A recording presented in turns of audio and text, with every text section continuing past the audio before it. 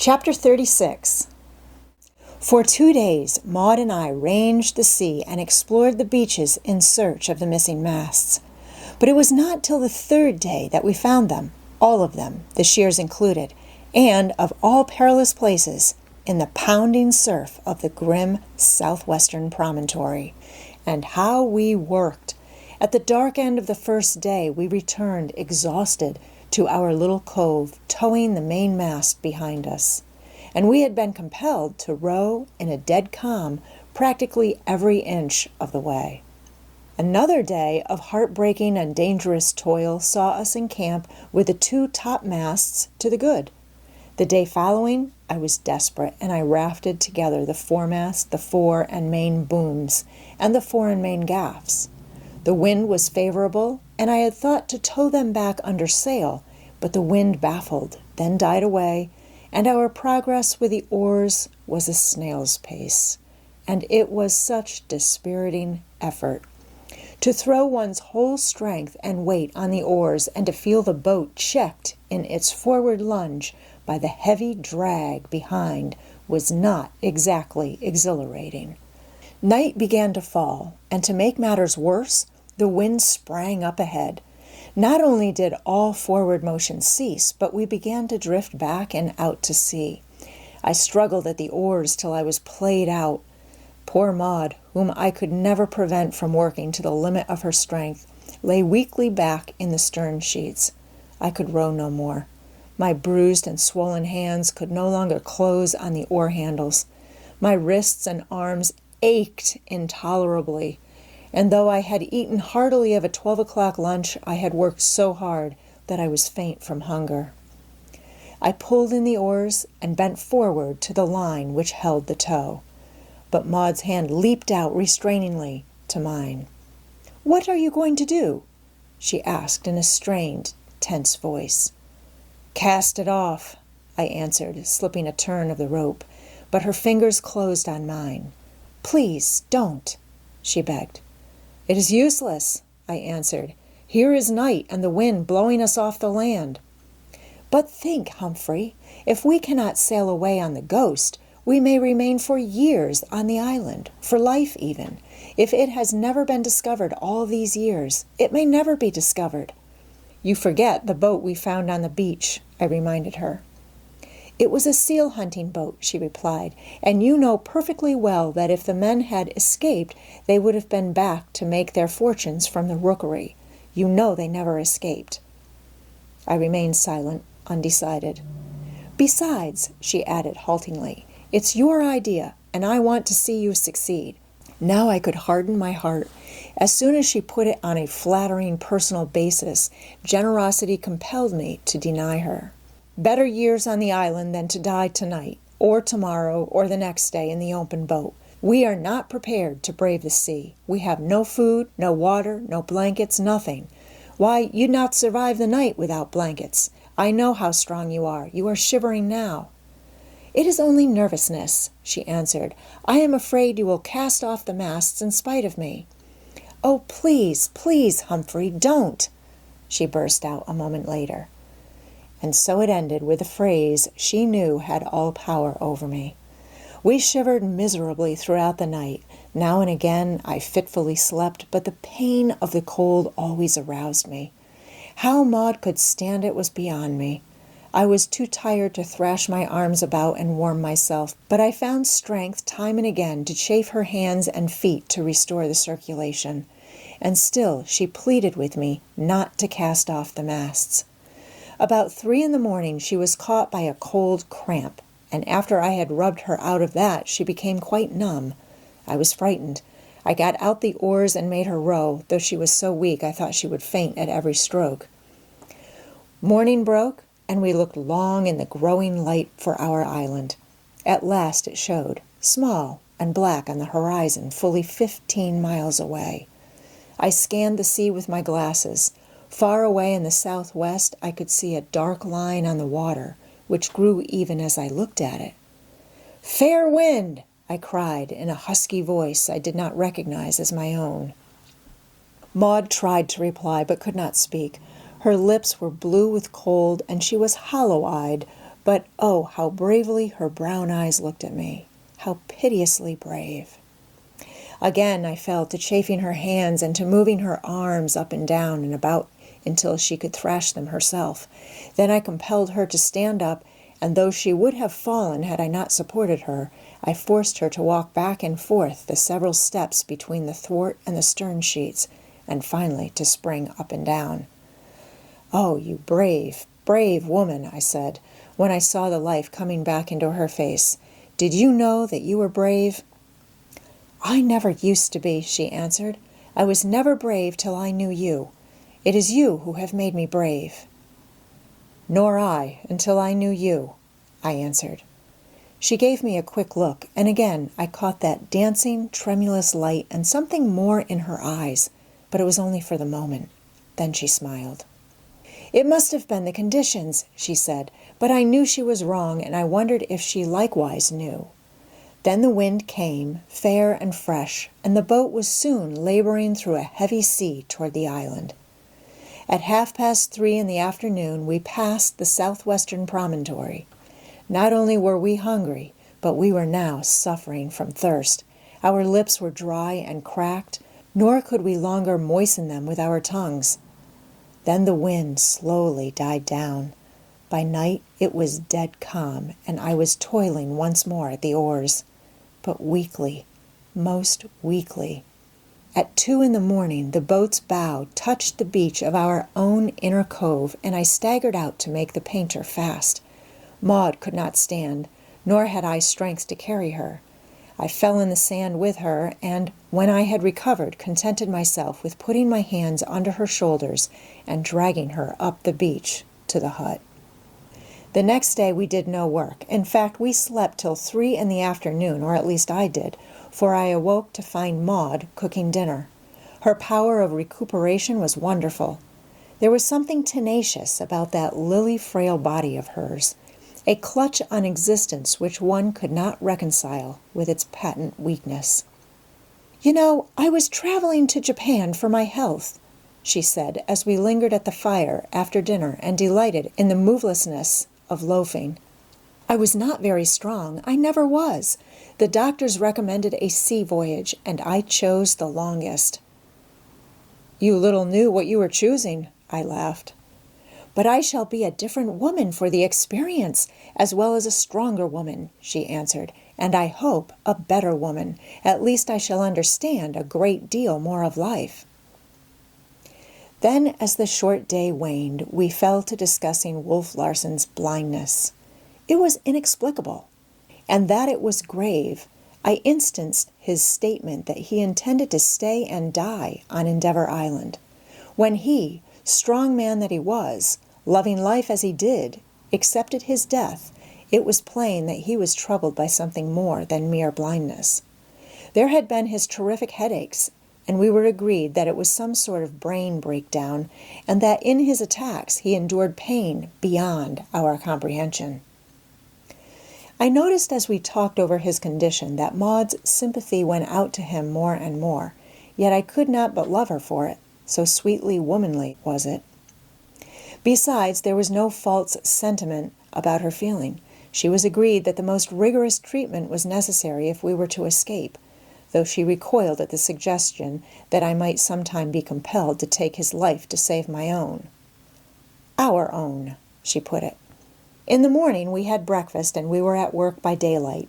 I found a light kedge anchor in the forehold where such things were kept, and with a deal of exertion got it on deck and into the boat.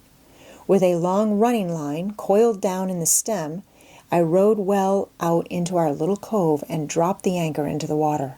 There was no wind, the tide was high, and the schooner floated. Casting off the shore lines, I kedged her out by main strength, the windlass being broken, till she rode nearly up and down to the small anchor, too small to hold her in any breeze. So I lowered the big starboard anchor, giving plenty of slack, and by afternoon I was at work on the windlass. 3 days I worked on that windlass.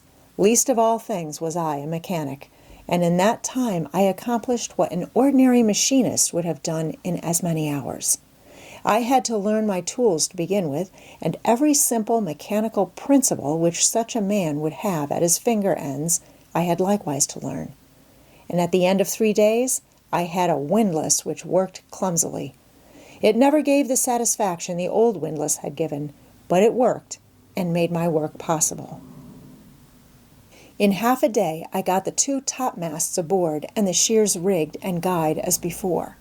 And that night I slept on board and on deck beside my work. Maud, who refused to stay alone on shore, slept in the forecastle. Wolf Larson had sat about, listening to my repairing the windlass and talking with Maud and me upon different subjects.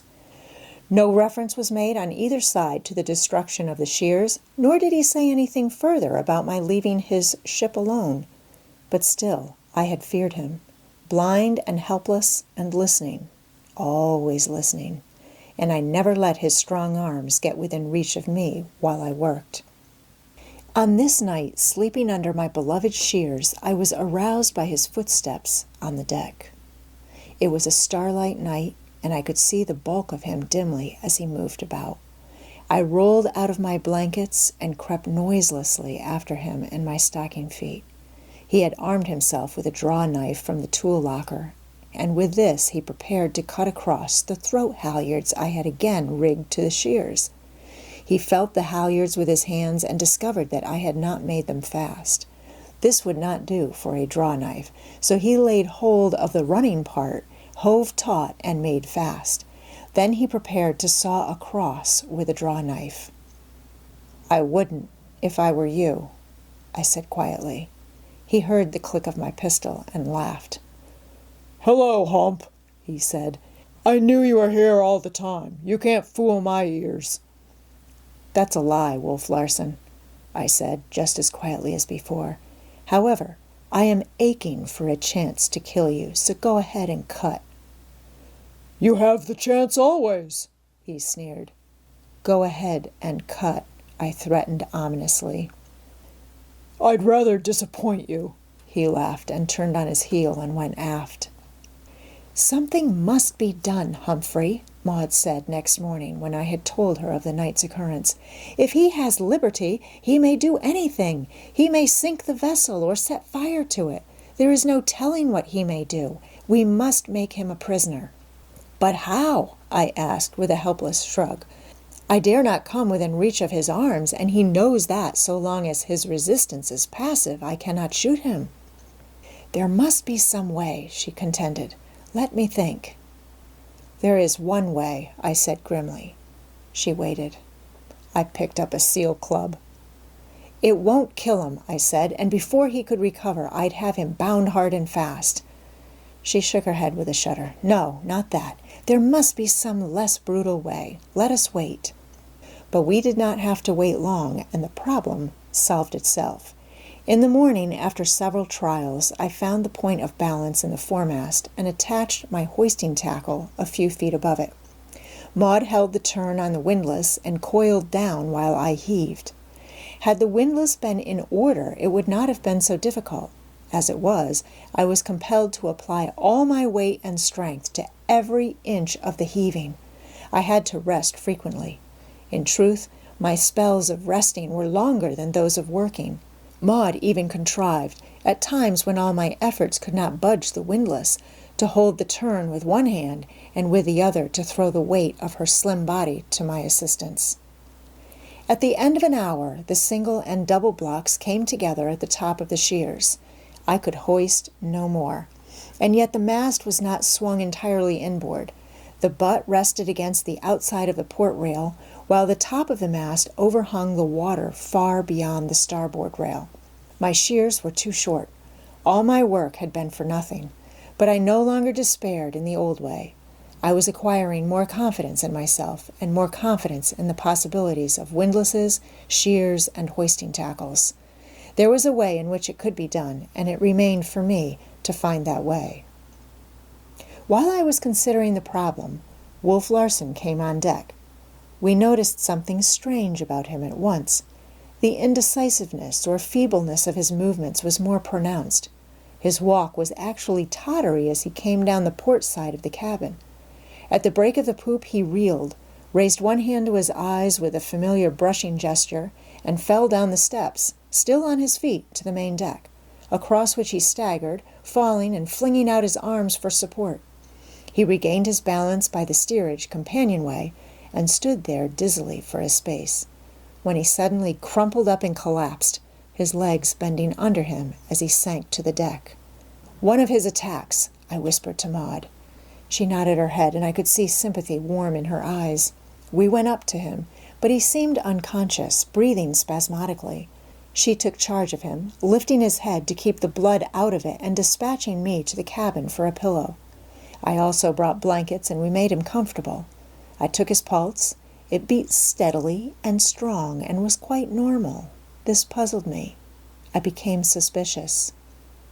"What if he should be feigning this?" I asked, still holding his wrist. Maud shook her head, and there was reproof in her eyes. But just then the wrist I held leaped from my hand, and the hand clasped like a steel trap about my wrist.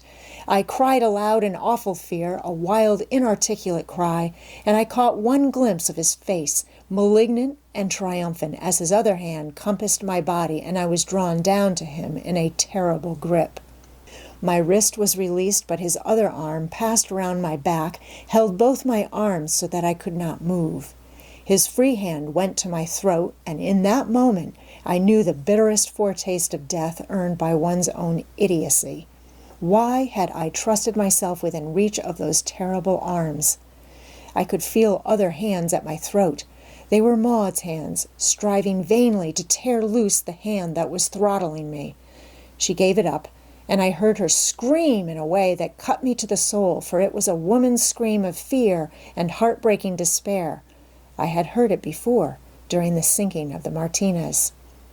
My face was against his chest, and I could not see, but I heard Maud turn and run swiftly away along the deck. Everything was happening quickly. I had not yet had a glimmering of unconsciousness, and it seemed that an interminable period of time was lapsing before I heard her feet flying back, and just then I felt the whole man sink under me. The breath was leaving his lungs, and his chest was collapsing under my weight. Whether it was merely the expelled breath or his consciousness of his growing impotence, I know not, but his throat vibrated with a deep groan. The hand at my throat relaxed. I breathed. It fluttered and tightened again, but even his tremendous will could not overcome the dissolution that assailed it. That will of his was breaking down. He was fainting. Maud's footsteps were very near as his hand fluttered for the last time, and my throat was released. I rolled off and over to the deck on my back, gasping and blinking in the sunshine. Maud was pale but composed. My eyes had gone instantly to her face, and she was looking at me with mingled alarm and relief. A heavy seal club in her hand caught my eyes, and at that moment she followed my gaze down to it. The club dropped from her hand as though it had suddenly stung her, and at the same moment my heart surged with a great joy. Truly, she was my woman, my mate woman, fighting with me and for me as the mate of a caveman would have fought. All the primitive in her aroused, forgetful of her culture, hard under the softening civilization of the only life she had ever known. "Dear woman!" I cried, scrambling to my feet. The next moment she was in my arms, weeping convulsively on my shoulder while I clasped her close. I looked down at the brown glory of her hair, glinting gems in the sunshine, far more precious to me than those in the treasure chests of kings, and I bent my head and kissed her hair softly, so softly that she did not know. Then sober thought came to me. After all, she was only a woman crying her relief, now that the danger was past, in the arms of her protector or of the one who had been endangered. Had I been father or brother, the situation would have been in no wise different. Besides, time and place were not meet, and I wished to earn a better right to declare my love. So once again I softly kissed her hair as I felt her receding from my clasp.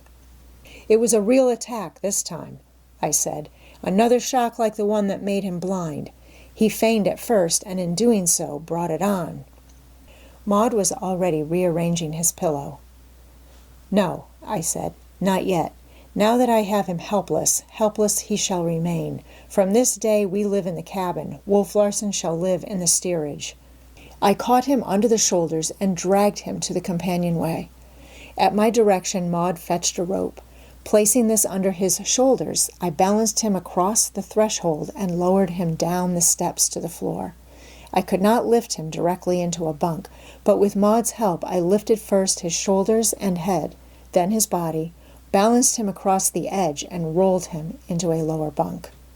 But this was not to be all. I recollected the handcuffs in his stateroom, which he preferred to use on sailors instead of the ancient and clumsy ship irons. So, when we left him, he lay handcuffed, hand and foot. For the first time in many days, I breathed freely. I felt strangely light as I came on deck, as though a weight had been lifted off my shoulders. I felt, also, that Maud and I had drawn more closely together, and I wondered if she, too, felt it, as we walked along the deck side by side to where the stalled foremast hung in the shears.